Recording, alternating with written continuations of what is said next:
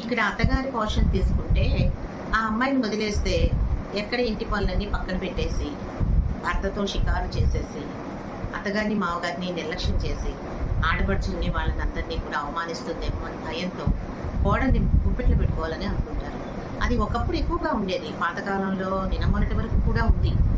కానీ ఈరోజు పరిస్థితులు మారాయి. అమ్మాయిలు కూడా మనస్తత్వం మారింది. అందరూ చదువుకుంటున్నారు, అందరూ ఉద్యోగాలు చేస్తున్నారు. ఉద్యోగం చేయకపోయినా అందరూ వెల్ ఎడ్యుకేటెడ్, అందరికీ అవగాహన ఉంది. పెళ్ళంటే అవగాహన ఉంది. అత్తగారంటే ఏంటి, మామగారంటే ఏంటి, అసలు మనం అక్కడ ఎలా మెలగాలి అనే ఒక ఆలోచన ఉంది. ఇప్పుడు అత్తగారి పని ఏంటంటే, ముందు తను కోడలి స్థానంలో తనను ఊహించుకోవడం. ఒకప్పుడు తను కూడా అదే వయసులో కోడలుగా ఇంట్లో ప్రవేశించింది. అటువంటప్పుడు ఇప్పుడు వచ్చిన కోడల్ని వెంటనే ఇంటి పనులు అప్పగిచ్చేసేసి, అందులో టెస్టులు చేసేసి, లోపాలు వెతికేసి, ఆ అమ్మాయికి పేర్లు పెట్టేసి, చుట్టాల దగ్గర అమ్మాయి మీద చెప్పేసి, తద్వారా తన పరిస్థితిని తన ఇంట్లో తనకున్న స్థానాన్ని తనే దిగజార్చుకుంటున్నారు.